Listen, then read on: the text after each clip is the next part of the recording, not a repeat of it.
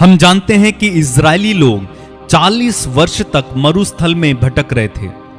और अगर हम बाइबल में पढ़ेंगे व्यवस्था विवरण उसके 8वें अध्याय का 4था वचन, नहम्याह उसके 9वें अध्याय का 21वां वचन और फिर से व्यवस्था विवरण उसके 29वें अध्याय के 5वें वचन को, तो ये तीनों वचन हमें बताते हैं कि 40 वर्ष तक तू जंगल में उनका ऐसा पालन पोषण करता रहा कि उन्हें कुछ भी घटी ना हुई, ना तो उनके वस्त्र पुराने हुए और ना ही उनके पांव में सूजन आई।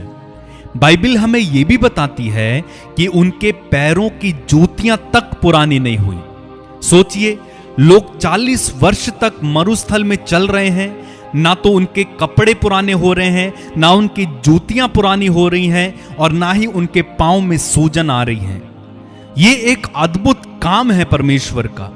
आज जब हम कपड़े लेते हैं, जूते लेते हैं, कुछ ही समय बाद वे पुराने होने लगते हैं, फटने लगते हैं। 40 वर्ष क्या, 40 दिन निकालना मुश्किल हो जाता है। लेकिन इजरायली लोग 40 वर्षों तक उन्हीं कपड़ों में, उन्हीं जूतों में चलते रहे। इससे हमें क्या पता चलता है कि परमेश्वर अपने लोगों का कितना ज्यादा ध्यान रखते हैं।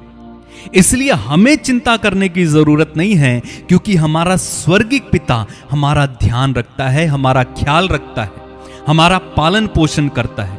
और इसीलिए फिलिप्पी अध्याय 4 वचन 6 में पौलुस कहते हैं, किसी बात की चिंता ना करें, हर जरूरत में प्रार्थना करें। हमारी प्रॉब्लम क्या है? हम चिंता ज्यादा करते हैं, प्रार्थना कम करते हैं। लेकिन बाइबल बताती है प्रार्थना ज्यादा करो, चिंता मत करो, बिल्कुल मत करो, क्योंकि प्रभु ने भी कहा है चिंता मत करो।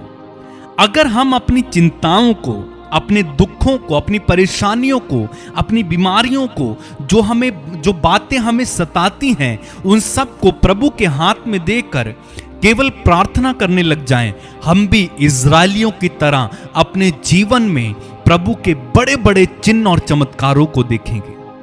क्योंकि चिंता करने से कुछ नहीं होगा, लेकिन प्रार्थना करने से सब कुछ होगा।